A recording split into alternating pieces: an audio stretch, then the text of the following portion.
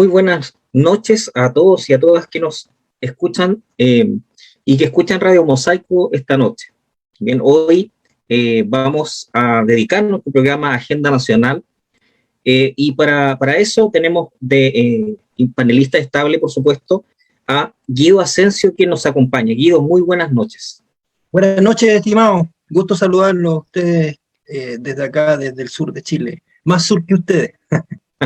Así es, pues. Hoy somos dos, vamos a conversar, vamos a hacer un análisis probablemente, bien, y vamos a rememorar una fecha que siempre es compleja todos los años y difícil, una fecha como el 11 de septiembre, bien que a 48 años de 1973, precisamente rememoramos esta fecha que es el golpe militar.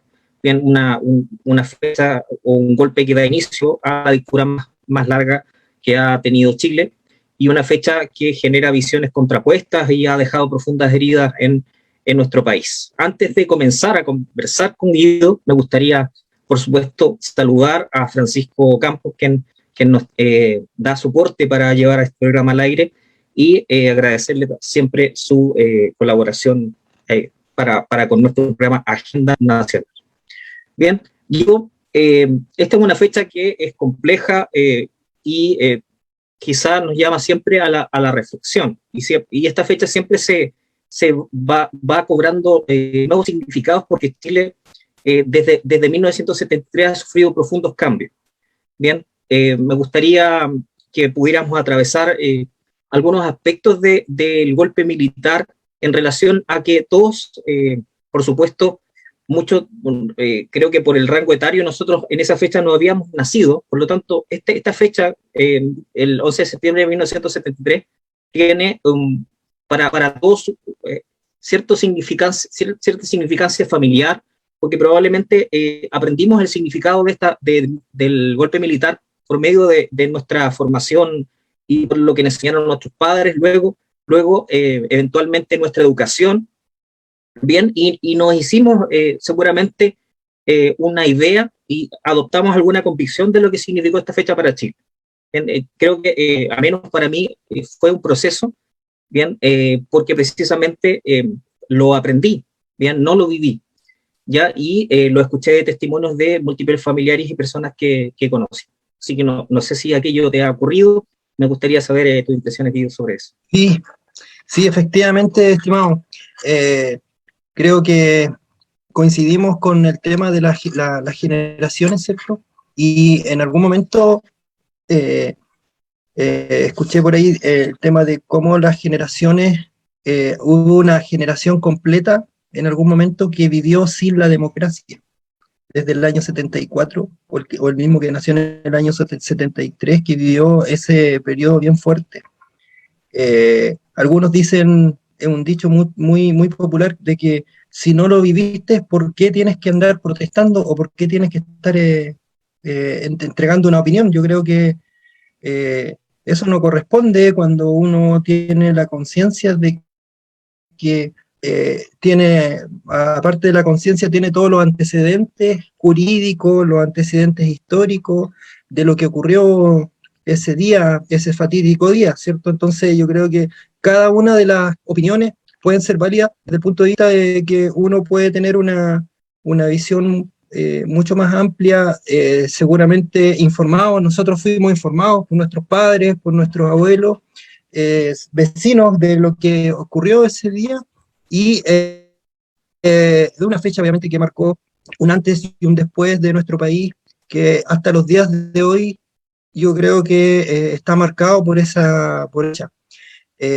Creo que es bien importante la forma de cómo se fue trabajando el tema democrático. Creo que es tan importante también conocer desde el periodo que se está viviendo hoy día con respecto a la misma Constitución, porque justamente la Constitución que hoy día tenemos hasta el día de hoy, ¿cierto?, es la Constitución que heredó este gobierno militar, y es parte de muchas de las otros elementos que han sido muy difíciles sacarlos desde que llegó la democracia. Y eso creo que es una de las discusiones que han estado presentes hoy en día, de principalmente las formas de cómo se instaló el modelo neoliberal en nuestro país y después se exportó a otros países. Y justamente ese fue producto de los Chicago Boys que llegaron en algún momento, que mandaron a Estados Unidos a poder capacitarse, a poder estudiar y a poder traer el neoliberalismo como estrategia y como laboratorio a nuestro país, y creo que es parte de lo que todavía ha costado mucho sacar ese estigma, y a los presidentes que hubieron hasta los días de hoy, todavía la gente, ¿cierto?, le dice en la cara de que no han sido capaces de sacar todos esos elementos que estuvieron contribuidos como estrategia en nuestro país. Entonces creo que no es una fecha que simplemente es para marcar un hecho histórico más de nuestro país, sino que es un hecho histórico que hasta los días de hoy, para bien o para mal, ha tenido un punto de inflexión que ha marcado la vida de muchas personas, y que creo que lo más importante que se debe ir habiendo después de 40 años, después de más de 40 años, ¿cierto? Es el reflexionar sobre lo que pasó, reflexionar de cómo pasó, reflexionar respecto de el tema político, social y económico que se vivió en su momento, donde los antecedentes también históricos y también científicos han demostrado, ¿cierto?, de que es el gran bloqueo de Estados Unidos que ocurrió para nuestro país fue algo absolutamente planificado, y que en cualquier momento podría ocurrir como ha ocurrido con otros países latinoamericanos. Entonces creo que hasta el legado de hoy es reflexionar. Muchas veces dicen los seres humanos o los procesos sociales sirven para aprender, pero también se van repitiendo. Este carácter recursivo también existe, así que creo que sirve. He leído harto, por ejemplo, Gabriel Salazar, de lo que ha escrito, siendo una persona que también vivió este tema, lo vivió de carne propia, la tortura que tuvo él y algunos de sus familiares, y lo que dice él, el resentimiento, dejarlo de lado es una cosa personal, pero el proceso social que se vivió es tremendamente relevante para poder colocarlo como carpeta y poder ver cómo poder actuar frente a cualquier situación hoy en día. Pero nos cuesta mucho eso. Es un ejercicio permanente que hay que hacer de reflexión, creo yo. Así es, Eso, Guido, estimado. es interesante, Guido, cómo primero la verdad histórica la vamos construyendo en nuestro interior. Ya, claro, yo quería llevarte a los aspectos de tu primera infancia, probablemente. Ya puedo comentar los míos. Yo tenía en mi hogar, bien, una visión que me transmitía mi madre de la situación, pero que la podía percibir desde la intuición, porque generalmente caminábamos por el centro de Temuco y había manifestaciones. Ya eran probablemente los últimos 5 años de dictadura, bien, y más o menos en el año 85 o quizá 87, yo no tenía mucha conciencia, pero entendía desde la intuición como niño que la gente estaba dividida, que había agitación, que había tristeza, y escuchaba historias familiares. Y por otra parte, ya tenía familiares que veían con admiración al dictador, ya, y decían que Chile estaba ordenado, que había caminado por la senda del progreso. Entonces escuchaba dos visiones que me parecían completamente eh, irreconciliables. Bien, y quizá esa era la impresión de muchas personas.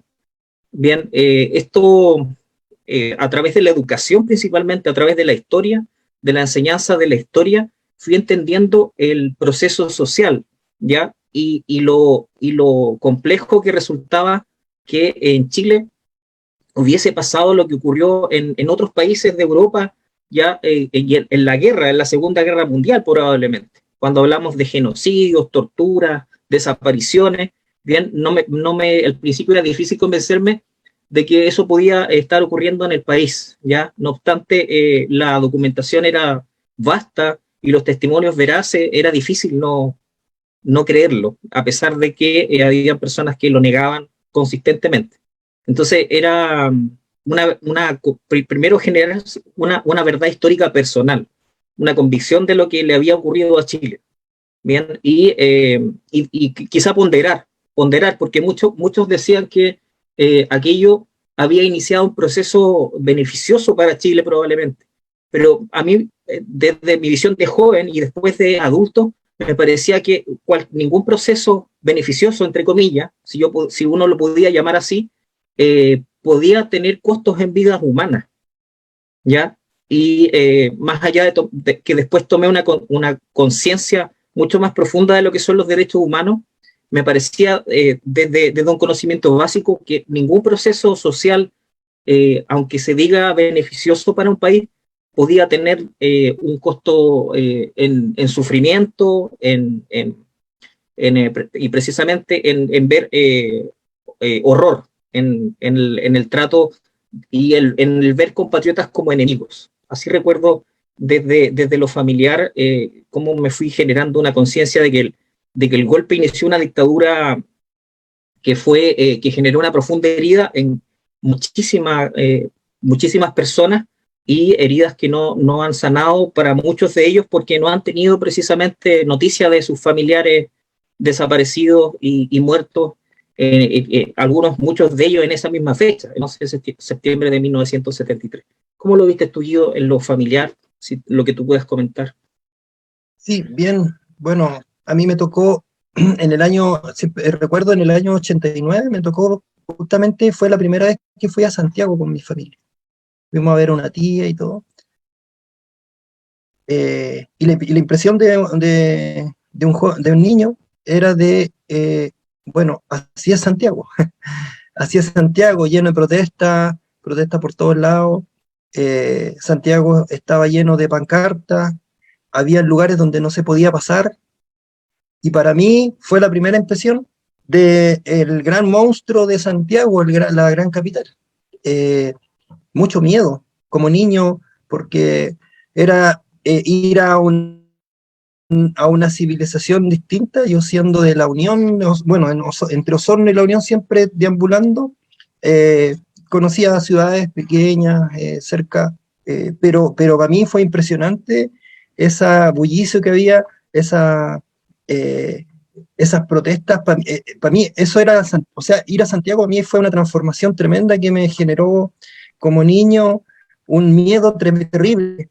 Y después cuando ya llegué un poco más grande, empecé a reflexionar sobre eso, de ese impacto que se genera. Dicen que cuando los niños hay algo que les genera impacto, también les ayuda para poder reflexionar y poder cambiar algunas cosas en la vida. Y después me tocó justamente, ya en la universidad empecé a escribir algunos libros, y parte de esos libros me fui reencontrando con todo lo que yo había tenido como imágenes mentales que tenía en su momento. Y ahí me recordaba un poco de cómo Michel Foucault empezó a estudiar las capas de la historia. Él estudió las capas de la historia como los epistemes, y ahí se fue especializando en la epistemología, y justamente esas capas de la historia uno hoy día las ve.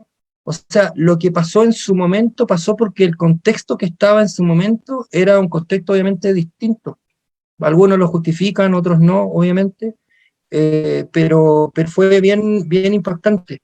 Y a través de los libros después me fui retrotrayendo de la información, eh, viendo tantos temas que después decía, oye, ¿cómo esto produjo, por ejemplo, en la Universidad de Los Lagos? Tengo un amigo muy directo que fue uno de los dirigentes de la izquierda de ese momento, y que sufrió mucho su familia, y que vivió en carne propia siendo estudiante de la Universidad de Los Lagos precisamente. En ese momento era la Universidad de Chile. Parte de los grandes complejos que habían en el puente Pilmaiquén. Me tocó escribir sobre un puente Pilmaiquén, y estaba escribiendo sobre la historia del puente de Fierro. Era una historia patrimonial, Y después cuando mostré una parte del libro me dijeron, ya, tú estás contando una historia, pero tú no sabes lo que pasó en el año 73 en ese puente. Y en ese puente justamente era el puente donde ejecutaron a muchas personas. Habían unos que estaban financiando el libro que se opusieron a que yo publique esa parte de la historia. Yo le dije, bueno, si no me dejan escribir, no escribo nada nomás. La idea era contar la historia holística. Pero bien, a mí de verdad que me causó mucho miedo y parte de lo que después fui viendo eh, como joven, creo que me ayudó también a formar la conciencia social, la conciencia de las formas de vida que tenían las personas. Y ahí, bueno, en la universidad participé mucho como dirigente social, digamos, de los 15 años más o menos como dirigente social. Y trabajando, formando voluntariados, pero siempre con ese pensamiento, básicamente estaba muy influenciado con el pensamiento que tenía la Iglesia Católica en ese momento del 73, porque tuvo un rol bien importante con el tema de las vicarías a nivel nacional. Y un poco reflejando eso, se hicieron muchas campañas, o participé haciendo muchas campañas, viendo el reflejo de lo que pasó en el año 73, cuando se hicieron estas ollas comunes y todo este trabajo social. Y de ahí creo que de verdad que retrotrayéndome a ese año 89 cuando fui, creo que de ahí como que se me abrió el espectro social, justamente que después fui desarrollando, pero bien impactante, sí. Para mí, los guasos que le dicen a los del sur de Chile, ¿cierto? Los guasitos que llegaron a Santiago se sorprendían, andaban a boca abierta mirando todo porque todo era nuevo, aparte de los grandes edificios, ¿cierto? Lo más nuevo era de que la gente, los temas de las protestas, era algo impactante porque uno tenía que meterse entre medio de las protestas para pasar una calle y de verdad que con eso creo que van creando estas marcas. A mí no se me borran de la mente esas marcas, no por un trauma, sino que simplemente porque creo que eso fue después poder despertar otras cosas que están relacionadas con que he ido igual durante el tiempo. Sí, Sin duda. son experiencias muy fuertes. Yo recuerdo la experiencia de ir en una protesta, ya la protesta iba delante y yo iba de la mano de mi madre y tuvimos que correr a refugiarnos en un local comercial, ya porque lanzaron muchísimas lacrimógenas y eso lo recuerdo de manera muy vívida y le pregunté a mi madre y mi madre me decía que ellos protestaban porque querían recuperar eh, de alguna manera me dijo la democracia. Ya, obviamente son cuestiones que no entendía, ya, y protestan por cuestiones justas. Me lo plantea de manera muy sencilla, nada más. Ya, y después yo fui entendiendo ya a qué se referían estas protestas. Y esto era en Temuco, ya no lo viví en Santiago. Me imagino que tiene que haber sido muy impresionante para ti, porque Santiago, sí, a quienes somos gente del sur, una primera vista de Santiago siempre es muy impresionante. Ya cuando uno es niño es mucho más. Ya yo me encontré con Fantasyland y el zoológico, fue cuestiones más felices que tú al encontrar cuando niño Santiago. Pero sí, las protestas y la división y las visiones contrapuestas las veía en la misma casa que vivía. El segundo piso, una tía abuela muy admiradora eventualmente o, con una visión positiva de lo que había ocurrido dentro de mi familia con historias de situaciones que le habían ocurrido familiares y que tenían que ver con fusilamientos, historias muy difíciles de creer para mí, porque era muy duro y en general cuando uno es niño tiende a pensar que la gente es buena, ¿ya? Y que eso no existe, la barbarie, ¿ya? Y la muerte de esa forma. Entonces era muy difícil entender eso. Es interesante lo que tú planteas de que desde el punto de vista de que el contexto, ¿ya? Y la influencia de Estados Unidos en esa época generó toda una ola también de dictaduras en el cono sur. Bien, ahí tenemos como ejemplo la Operación Cóndor, bien, que involucró bastantes países: Chile, Argentina, Brasil, Paraguay, Uruguay, Bolivia, todos involucrados en la persecución de opositores. ¿Ya? Así que si hay un contexto que lo explica, ya es ese. Hay un contexto país también que lo explica, ¿ya? Y uno lo puede entender, ¿ya? Incluso un contexto político también lo puede entender. ¿Ya? Lo que a esta altura es difícil hacer es justificarlo, ¿ya? En general, justificar, claro, lo que ocurre después. Lo que ocurre después son decisiones de Estado, bien, más influenciadas o no por determinadas personas, por la Junta Militar, por el dictador Pinochet eventualmente, por civiles, bien, eso ya es difícil justificarlo a esta altura. Ya, me gustaría que pudiéramos conversar de cómo se ha generado esta verdad histórica que yo te contaba, que inicia como en la conciencia personal, pero cómo esto te resulta un poco en la discusión después de la llegada de la democracia, ya sobre la discusión sobre los derechos humanos, que creo yo comienza de manera muy, muy delicada, muy tibia, ya precisamente porque la dictadura, junto con los civiles, ya porque yo diría que el modelo económico, social, bien, que se instauró en Chile, no viene de los militares, no voy a decir únicamente, la influencia no es militar, bien, el poder era militar, bien, la influencia es civil, bien, la imposición es militar. Y hay una visión que se quería imponer y precisamente algo que se quería esconder. Bien, y para eso colaboraron militares y civiles para que se escondiera principalmente lo que nosotros ya en esa época debíamos entender y que lo entendió la Vicaría en el momento de defender y proteger a muchas personas y salvarlas de la muerte, que son los derechos humanos. Bien, y esa visión ya existía en aquella época, por algo se hicieron juicios y el mundo entendía que estos delitos de lesa humanidad eran imprescriptibles y se persiguió a aquellos que eran genocidas, etcétera. Pero en esa época, obviamente, en nuestro país no se hablaba de ello y recién en el año 2009 aquí en Chile se tipificó, por ejemplo, el delito de lesa humanidad. Ya hablamos de casi 20 años de haber finalizado o de la llegada de la democracia. Así que me gustaría conversar ahora, Guido, y si pudiéramos comentar sobre esta necesidad este resurgimiento de los derechos humanos, que en Chile tenía mucho que ver con esconder lo que había sucedido y cómo se ha tratado en Chile, qué es lo que hace falta para que tenga mucho mayor relevancia este concepto. Sí, efectivamente, el tema de los derechos humanos comenzaron siendo en la medida de lo posible. Esa fue la gran consigna de los años, de esos años de la llegada del presidente Patricio Aylwin.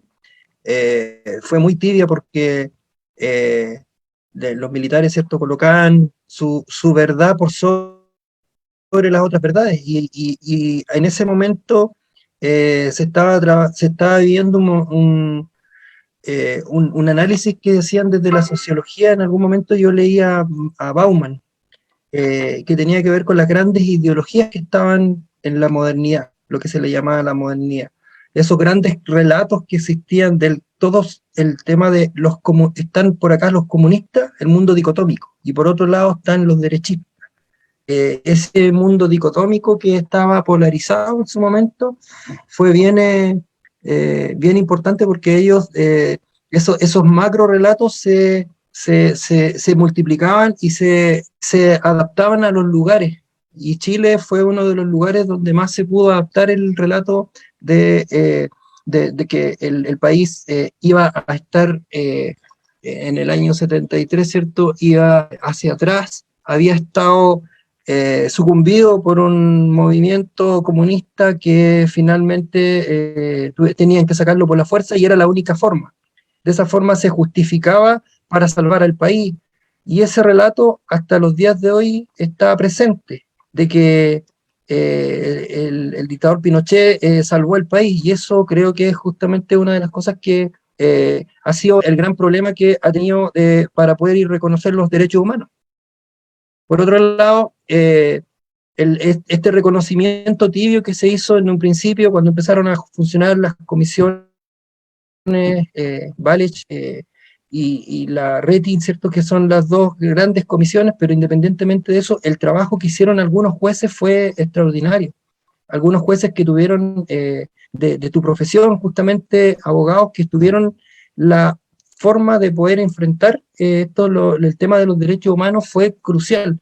Creo que por esos pocos valientes que hubieron, fueron los que empezaron a resaltar todos estos elementos que eran sustanciales para poder cambiar, justamente cambiar la visión. Y ellos, muchos de ellos tuvieron que, los sacaron de cargos públicos, hubieron algunos diputados, ¿cierto?, que también los persiguieron mucho. Acá nosotros no hay algunos emblemáticos también que participaron, y ellos justamente lo que pusieron en la mesa, la importancia de los derechos humanos, que era mucho más amplio. Esto se fue instalando donde obviamente no tenía que ver, no tenía que ver solamente con el elemento de enjuiciamiento propiamente tal, sino que era algo mucho más amplio. Y por eso la lesa humanidad fue un tremendo cambio en el año 2009, cuando se vinieron a reconocer que la forma de poder juzgar a las personas que participaron en este tipo de delitos tan grandes, que era algo posible.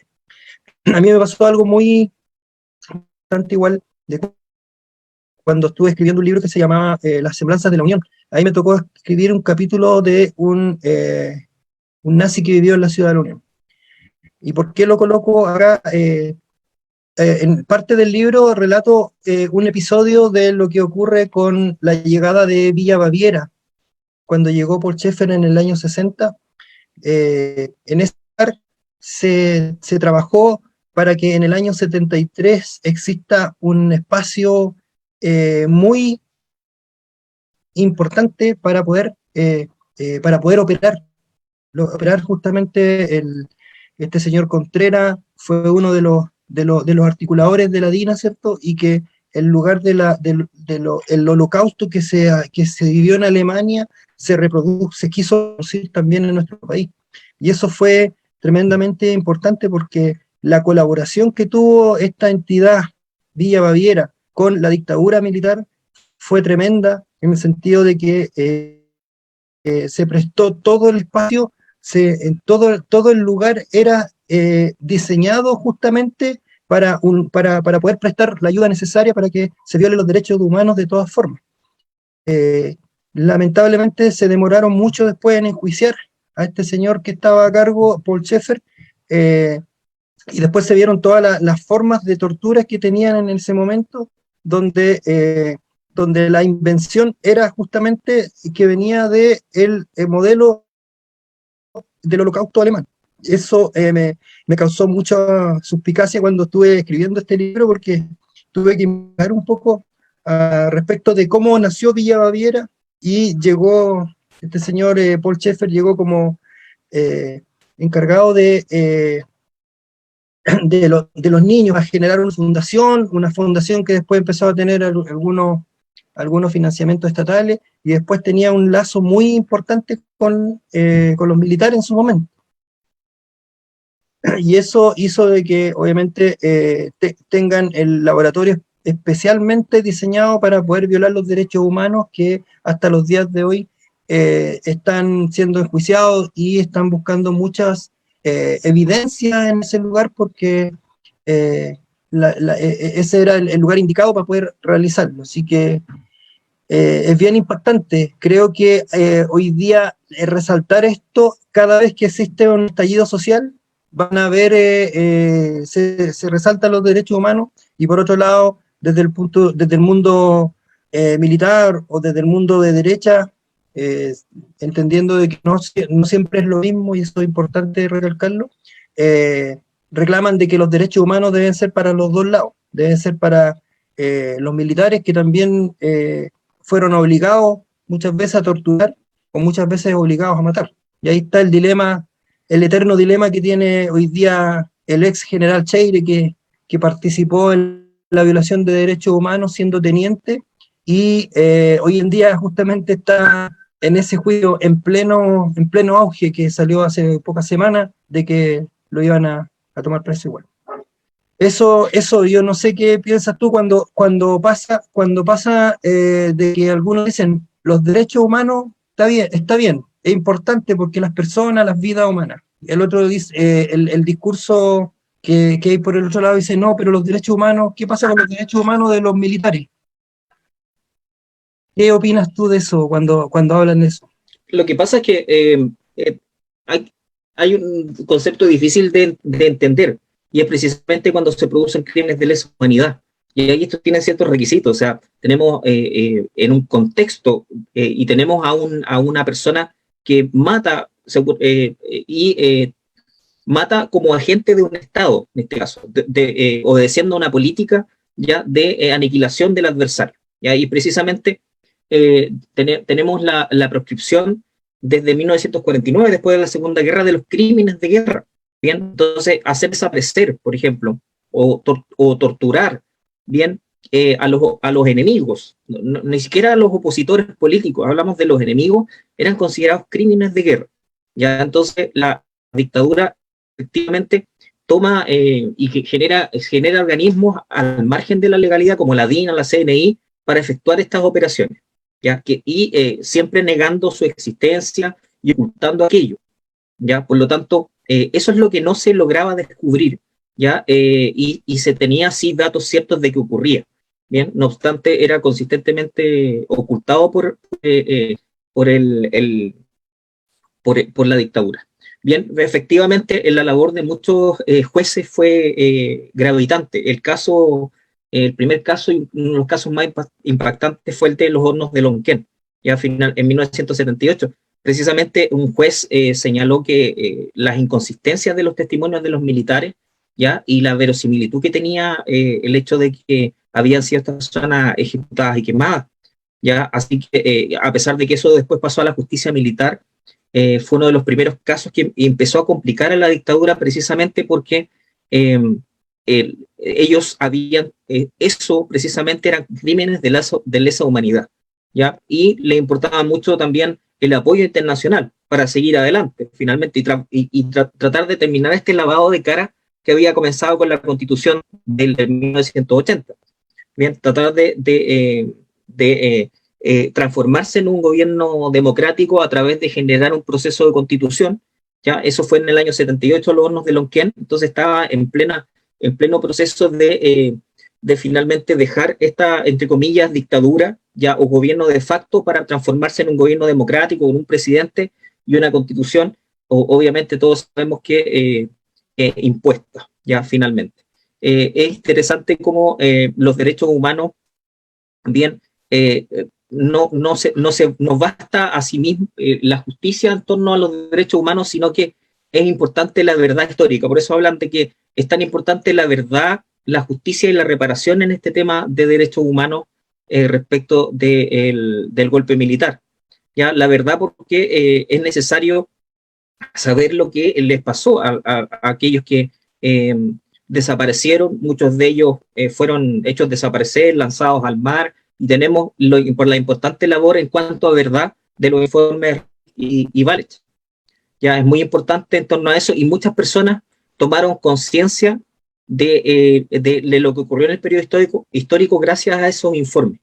Ya yo tuve la oportunidad de visitar el Museo de la Memoria, bien, y aunque conocía por lecturas lo que había ocurrido, ese museo en general le relata a uno cosas que no conocía, ¿ya? Y es bastante impactante y siempre muy recomendable visitarlo, ya si uno quiere recorrer lo que ocurrió de 1973 en adelante, ¿ya? Y saber y enterarse bien de cómo se vulneraron los derechos humanos, ¿ya? Así que, en general, la justicia jugó un papel importante y lo sigue jugando. Muchos dicen que aquellos que ya cometieron esos crímenes descansen porque son personas ancianas, hay que respetar sus derechos humanos también, bien, o libérenlos de prisión porque precisamente están viviendo los últimos años de su vida. Bien, con eso tiene que ver la justicia, ¿ya? Y eso no debiera parar, los procesos debieran continuar, ¿ya? Aquellas personas civiles y militares que ocultan información, es esperable que ojalá la revelen, ¿ya? Es parte de que el país sane de sus heridas, es que la justicia continúe, ¿ya? Y creo que en un momento histórico se canalizaron los esfuerzos por reparación y llevamos muchos años con esos esfuerzos cesados. Ya creo que no se ha reparado suficientemente a las víctimas, ya, y eso debiera ser motivo de revisión a esta altura, ya, porque incluso se ha tratado de desprestigiar la reparación, muy necesaria, porque justicia y reparación debieran ir siempre de la mano. Ya creo que es necesario para que entendamos y sanar las heridas en cuanto a la vulneración de derechos humanos, que continúen los procesos de justicia, pero se retome la reparación, bien, y se busquen nuevas formas de reparar, eventualmente no las maneras que se adoptaron a través de los informes Rettig y Valles. Esa es mi visión, Guido. Me gustaría, como un último bloque de lo que hemos conversado hoy, saber tu opinión de cómo vincular estos sucesos de 1973, bien, la dictadura como proceso, y qué legado permanece hasta estos días de aquella dictadura, qué es lo que nos conecta con el presente finalmente, qué es lo que ahora mismo la visión del país, o el Chile de 1973 a 1990, ¿ya? ¿Cómo conecta con las discusiones que llevamos adelante hoy? ¿Ya? Algo tú esbozaste sobre la nueva Constitución, pero me gustaría saber todo lo que puedas pensar sobre ello. Sí, bien. Yo creo que hay un concepto que se denomina la recursividad, que se utiliza en sociología sobre todo, en la física también, y que tiene que ver con los procesos sociales que se vuelven a ocurrir. Y creo que muchos de los temas que estaban antes del año 1973, con el gran descontento que había en su momento de la desigualdad, volvió a tener a resurgir hoy día después del estallido del año de octubre del año 2019. Creo que parte de la memoria que tengo respecto a ese estallido social también, que es reciente, recuerdo que decían en algún momento, alguien dijo, cuando se paren los camiones va a pasar lo mismo que pasó en el año 1973. Y ese recuerdo que decían justamente era porque la gente, independientemente a que hayan pasado 40 años, todavía siguen recordando las formas de cómo ese proceso social estalló en su momento en el año 73. Entonces, yo creo que el ir recordando de lo que va pasando es bien importante, porque es parte de lo que uno debiera ir mejorando como ser humano. Saramago decía, ha cambiado la tecnología, ha cambiado todo, han habido guerras, han habido desastres, pero seguimos haciendo lo mismo, la mente va evolucionando la tecnología, pero los seres humanos nos seguimos comportando de la misma manera de como nos comportábamos de manera primitiva. Y justamente tiene que ver con eso, que muchas veces no aprendemos de lo que ha ocurrido. Yo creo que este tema o lo que ocurrió desde el año 73 al año 90 es un gran motivo para poder decir, como dice la canción, para que nunca más en Chile. Pero después ocurrió ahora último, ¿cierto?, de que todo ese discurso que se levantó cuando llegó la democracia, el discurso de la alegría ya viene, todos esos discursos que querían transformar, que querían cambiar las formas de los pueblos, de generar una democracia más inclusiva, de abrirse a la participación, de mejorar los aspectos de la transparencia, de la modernización del Estado, que eso venía junto con todas las formas de cómo los estados eran más abiertos y cómo los estados también incluían elementos que tenían que ver con más elementos de la justicia social que se iba a instalar en nuestro país y no se cumplió. Creo que hubo muchos discursos bonitos, creo que fueron muchos discursos que se fueron entrelazando entre un presidente y otro, eh, pero los cambios estructurales fueron mínimos. Y eso lo podemos ver porque en el año 2006 justamente se hicieron algunos cambios a la Constitución, algunas modificaciones que son las recordadas de Ricardo Lagos, pero fueron algunos cambios pequeños que simplemente no fueron estructurales, o por lo menos hasta los días de hoy no son reconocidos como cambios estructurales. Y los cambios estructurales que se necesitaban para poder cambiar el modelo económico, los cambios estructurales para poder resguardar la propiedad privada, que son justamente los temas que hoy día se están colocando en la Constitución que se está discutiendo.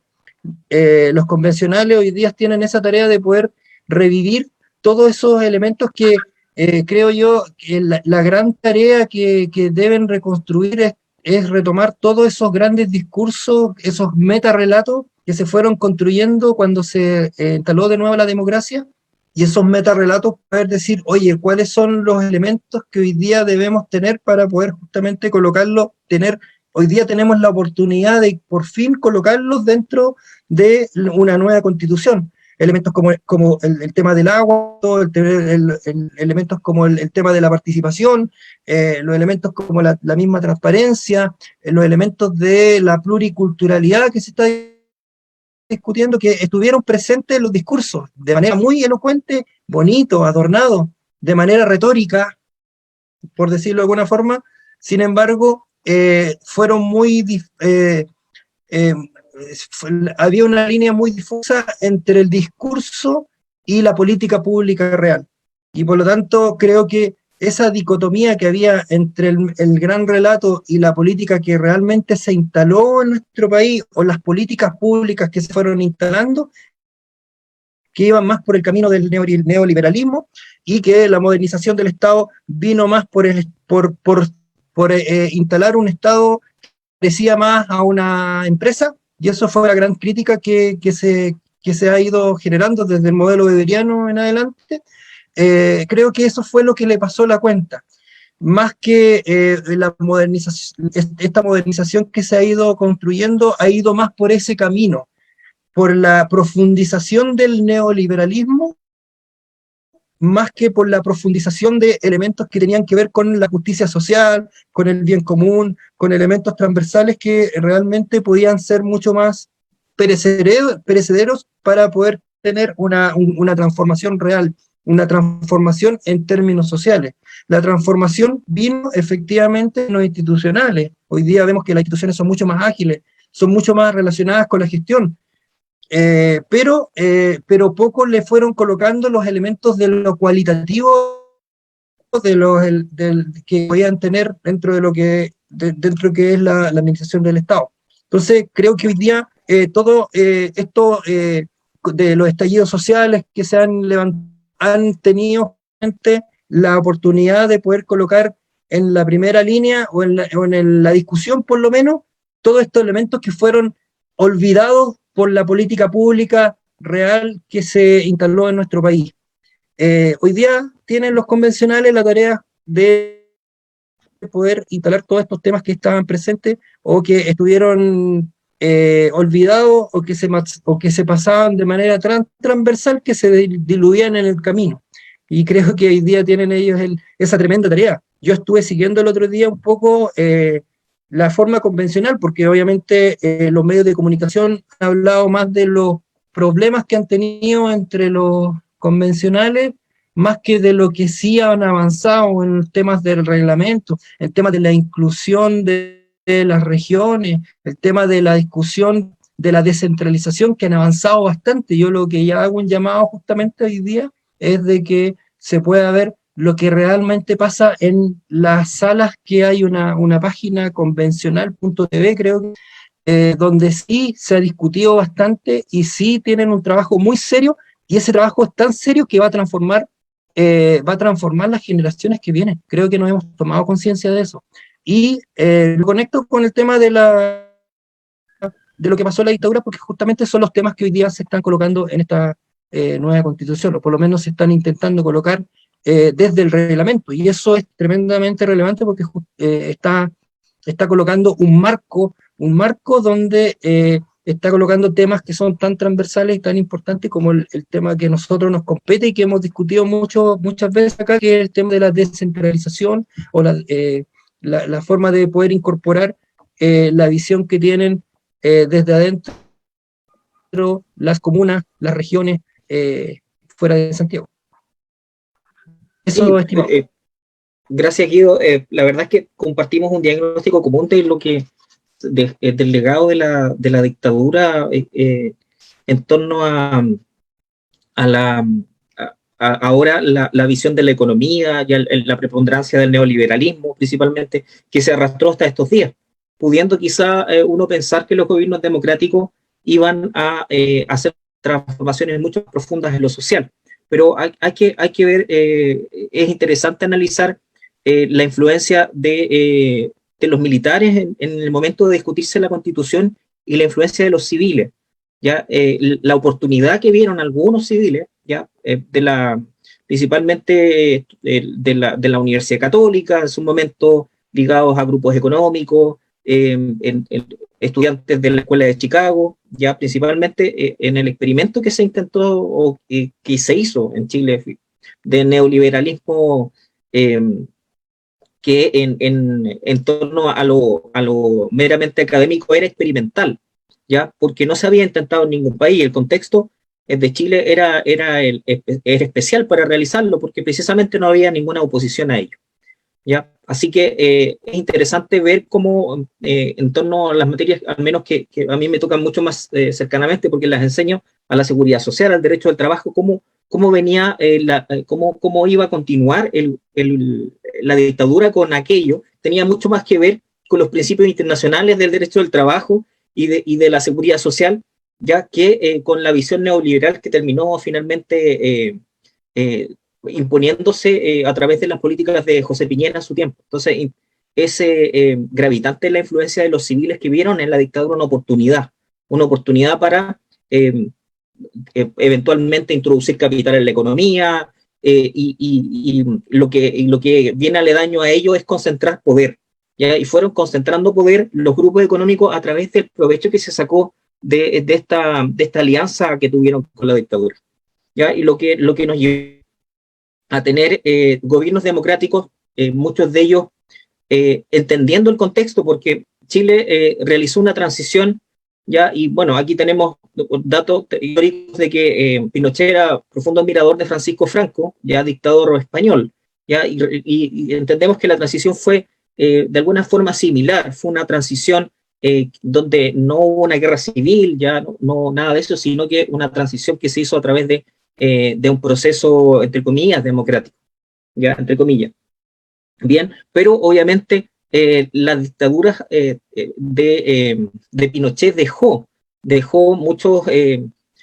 muchos amarres respecto de la democracia, una democracia cooptada y una constitución que, como dice Fernando Atria, tiene cerrojos, ¿ya? Una constitución que sea lo político como herramienta para la solución de los problemas y para en general fijar y actualizar ya la interpretación de la misma al contexto actual. Entonces, precisamente teníamos una constitución que mira con recelo la política, ¿ya? Y por lo tanto, que es adversa al cambio, ya principalmente porque establecía quórum muy alto, tenía en su momento el sistema binominal y también hace algunos años los senadores designados, entonces teníamos grupos minoritarios que estaban sobre representados. Tenía múltiples herramientas para que la política, que es precisamente la que regula la Constitución, no fuera una herramienta para la transformación del país. Y esto es lo que nos llegó hasta estos días, ya gobiernos democráticos de por medio que uno puede tener muchas críticas respecto de la fuerza con la que no liberaron estos cerrojos o le dieron mayor preponderancia a lo social para tener un país menos desigual al que tenemos hoy y que precisamente generó este estallido social recientemente. Bien, entonces no es, dado el contexto también que se dio para efectos de que se diera este estallido social. Ahora, ¿cómo lo ligamos con la nueva Constitución? La nueva Constitución quiere discutir cuáles son las herramientas que tiene y la importancia que tiene la participación, tal como tú dices, para efectos de lograr cambios, ya en este caso, y también los equilibrios y la forma en que se establece un freno al poder, a la concentración económica, ya, y la discusión de todos los nuevos derechos y también le hacemos frente al cambio climático. Bien, dejo un espacio, Guido, para que nos cuentes unas reflexiones finales sobre este tema que da para tanto, que tiene que ver con el golpe militar de 1973 y cómo esto cala hasta el día de hoy en nuestro Chile actual. Bien, yo creo que parte de lo último, de lo que dijiste respecto al provecho económico que hubo en la dictadura, donde se hicieron las familias Piñeras, las Ponce Lerú, vinculado también, los Mate, los Edwards con el diario que mienta, el diario en Mercurio, ¿cierto? Que eternamente ha tenido una visión muy conservadora de la derecha conservadora. Y eso no lo digo, lo han dicho muchos autores, entre ellos lo más famoso que ha trabajado los libros de Alejandra Matus. Justamente la conexión que tiene de todas estas personas que se hicieron extremadamente ricos, los multimillonarios de nuestro país, se hicieron ricos justamente con la dictadura porque vendieron o compraron estas empresas a precio casi cero, ¿cierto? Y hoy en día son los que están muy en desacuerdo que avance esta constitución porque justamente le van a afectar parte de sus capitales. Si hablamos del mismo derecho de propiedad, si hablamos del mismo derecho del agua, que es algo tan esencial para nuestro país, muchos de estos empresarios están ligados justamente a las empresas que se adueñaron de todos estos bienes básicos de nuestro país. Por lo tanto, por eso tienen mucho resquemor y por eso no quieren que avancen y por eso colocan en las portadas de sus diarios los grandes problemas que han tenido los constituyentes o los grandes problemas personales que tienen los constituyentes y le dan a eso porque piensan que con eso van a cambiar el rumbo de lo que se está trabajando. Yo creo que la gente no debe perderse en esas cotidianidades y debe profundizar un poco más porque realmente se está haciendo un trabajo muy serio y los grandes dueños de estos grandes grupos COPE, por ejemplo, de comunicaciones, no les gusta que le muevan o le cambien algunas reglas porque cambiándole las reglas afectaría también parte de su patrimonio futuro. Ellos trabajan, yo soy profesor de finanzas, y ellos trabajan harto el tema de los futuros, de los forward que les llaman, ¿cierto? Que son las especulaciones que tienen, y obviamente que se les cambia todo el naipe que tienen hasta el momento con una constitución nueva. Y por eso tienen tanto miedo y por eso colocan todas estas portadas. Por eso yo llamo a ver diario alternativo y justamente ver específicamente las discusiones. Hoy día esto está todo publicado. Eso es mi reflexión, estimado, así que mucho gusto poder compartir acá en Radio Mosaico nuevamente. Muchas gracias, Guido, ha sido un gusto también, sin duda es una fecha que nos marca ya como país y nos va a seguir haciendo reflexionar en los años venideros. Bien, vamos a ver luego de nuestra nueva constitución qué país tenemos, cómo estas heridas continúan sanando. Bien, lo que sí me conforma un poco es que la visión de los derechos humanos se va unificando, ¿ya? Y la verdad histórica en nuestro país se ha ido consolidando. Ya tuvimos una cruenta dictadura iniciada en 1973, el 11 de septiembre, ¿ya? Y esa es una situación que cuando uno era pequeño, ¿ya? Y cuando llegó recién la democracia se relativizaba, ¿ya? Que tuvimos una dictadura, se relativizaba, probablemente hace 5 años también, muchos cambian el nombre, ya dicen que es pronunciamiento, que es gobierno, ya, etcétera. Entonces se ha ido consolidando al menos una verdad histórica en relación a que esto fue una dictadura y todo lo que significa un gobierno dictatorial, ya con todas las consecuencias en vidas humanas y en imposiciones que tuvo en aquella y que tiene ahora también, al menos la visión de lo que es conceptualmente una dictadura. Bien, así que luego de esta interesante conversación que hemos tenido con Guido, ya nos despedimos de aquellos que nos ven, nos escuchan en Radio Marco y les invitamos a una próxima edición de Agenda Nacional. Así que le decimos adiós también a Francisco Campos y nos vemos en un próximo programa. Chao, que estén muy bien. Que esté muy bien, Guido.